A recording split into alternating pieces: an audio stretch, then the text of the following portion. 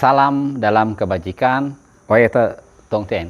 Tojin yang terkasih, pada kesempatan ini saya akan membahas tentang prinsip-prinsip yin yang sebagai lanjutan dari pembahasan saya sebelumnya tentang konsep dasar yin yang.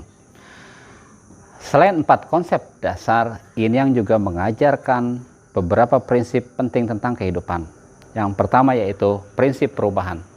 Yang kedua, prinsip ketidakmutlakan, dan yang ketiga adalah prinsip satu kesatuan. Kita mulai dari prinsip yang pertama, yaitu prinsip perubahan. Tojin yang terkasih, tidak ada yang tetap kecuali perubahan. Artinya, segala sesuatu itu berubah, dan yang tidak berubah hanyalah perubahan itu sendiri. Maksudnya tetap berubah.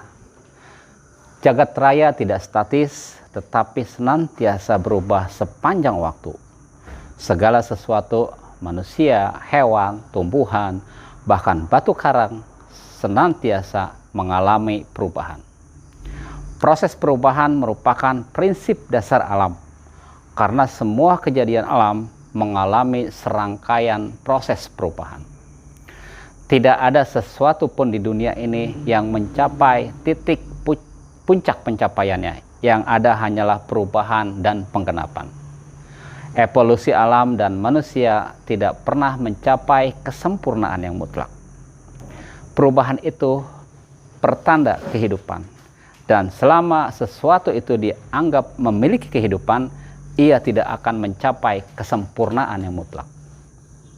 Tojin sekalian, jika perubahan merupakan tanda kehidupan, maka keseimbangan adalah inti kehidupan. Ini pernah diuraikan sebelumnya dalam 4 konsep dasar yin yang tentang konsep keseimbangan. Tojin yang terkasih, menurut yin yang, perubahan mengikuti logika tertentu yang dapat dikategorikan secara luas menjadi perubahan yang berurutan atau siklus dan perubahan sebab akibat. Rotasi bumi menghasilkan siklus siang dan malam. Ini adalah perubahan yang berurutan, siklus. Revolusi bumi menghasilkan peredaran 4 musim yang berurutan. Ini adalah perubahan yang berurutan. Hujan merupakan perubahan sebab akibat dari penguapan air. Pasang surut air laut adalah sebab akibat dari posisi bulan. Dan seterusnya. Inilah yang dimaksud perubahan sebab akibat. Namun perubahan I Ching juga mengklasifikasikan perubahan ke dalam perubahan yang bukan berurutan. Artinya ada perubahan yang tidak mengikuti pola apapun. Tersurat di dalam I Ching bahwa segala sesuatu jika telah mencapai puncaknya, ia akan berbalik arah. Manusia dilahirkan sebagai bayi yang lemah, bertumbuh menjadi anak-anak, dewasa, tua, dan lalu meninggal.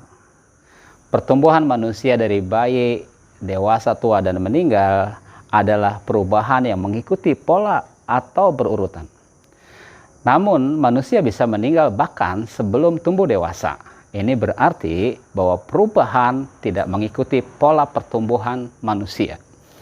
Dalam pengantar kitab Chung Yung Tengah Sempurna tersurat, yang tidak menyeleweng dinamai tengah, yang tidak berubah dinamai sempurna. Tengah itulah jalan lurus dunia, dan sempurna itulah hukum tetap bagi dunia. Tojin sekalian, jika yang tidak berubah dinamai sempurna, dan yang tidak berubah adalah perubahan, berarti kesempurnaan adalah sebuah proses perubahan. Dengan kata lain, sesuatu yang sempurna adalah sesuatu yang terus mengalami perubahan, atau sesuatu yang bisa dirubah ke arah yang lebih baik. Seperti disebutkan di dalam Len I, seorang cince menuju ke atas, artinya berubah menjadi lebih baik. Cince sangta. Demikianlah perubahan menjadi hukum tetap bagi dunia. Yang kedua adalah prinsip ketidakmutlakan. Tojin sekalian, berdasarkan sifat dan kondisinya, yin memang bertentangan dengan yang. Namun sesungguhnya tidak ada perbedaan yang mutlak. Karena keduanya masing-masing memiliki unsur dari yang lainnya. Di sisi yang ada yin, dan di sisi yin ada yang. maka antara yin dan yang bukanlah perbedaan yang mutlak atau absolut. Di dunia ini tidak ada yang mutlak. Semua realitas tentang alam, tentang hidup, dan kehidupan bersifat relatif. Sesuatu dikatakan yang karena lebih yang daripada yin. Dengan kata lain, lebih yang dan kurang yin. Sesuatu dikatakan yin karena lebih yin atau lebih banyak yin daripada yang. Dengan kata lain, lebih yin dan kurang yang. Sebaik-baiknya sesuatu mesti ada buruknya, dan seburuk-buruknya sesuatu mesti ada baiknya. Sesuatu dikatakan baik karena lebih baik dan kurang buruk, buruknya kurang. Dan sesuatu dikatakan buruk karena lebih buruk, buruknya lebih dan kurang baik, atau baiknya kurang. Kenyataan menunjukkan kepada kita bahwa kekuatan selalu menyimpan kelemahan, dan kelemahan selalu menyimpan kekuatan. Inilah kiranya yang dimaksud tidak ada yang mutlak. Tojin sekalian, seringkali kita justru mendapati kelemahan seseorang ada pada kekuatannya, dan kekuatan seseorang ada pada kelemahannya. Orang yang tidak dapat melihat justru akan tajam mata batinnya, sementara yang dapat melihat sulit melatih mata batinnya. Maka jangan melupakan kelemahan karena kekuatan yang kita miliki, dan jangan meremehkan kekuatan karena kelemahan yang kita miliki. Namun demikian, ketidakmutlakan atau relativitas bukan sekedar menunjukkan bahwa kekurangan atau kelemahan seseorang menyimpan kelebihan atau kekuatan, dan sebaliknya, tetapi juga menunjukkan bahwa kelemahan seseorang dibanding yang lain atau lebih lemah dari yang lain dalam satu bidang bisa memiliki kekuatan atau lebih kuat dari yang lain dalam bidang yang lain. Yang ketiga adalah prinsip satu kesatuan. Yin yang bukan sesuatu yang dikotomi atau dilawan-lawankan. Yin yang adalah satu kesatuan. Artinya ketika bicara yin otomatis bicara yang, dan ketika bicara yang otomatis bicara yin. Karena menyebut yang artinya sesuatu itu lebih yang dan kurang yin.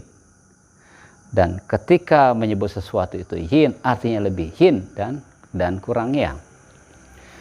Serupa dengan hal itu, maka ketika bicara besar otomatis bicara kecil. Dan ketika bicara kecil otomatis bicara besar. Karena ketika menyebut sesuatu itu besar, artinya sesuatu itu lebih besar dari sesuatu yang lain yang lebih kecil. Sebaliknya, ketika menyebut sesuatu itu kecil, artinya sesuatu itu lebih kecil dari sesuatu yang lain yang lebih besar. Maka dikatakan tidak ada yang besar, tidak ada yang kecil. Yang ada lebih besar atau lebih kecil.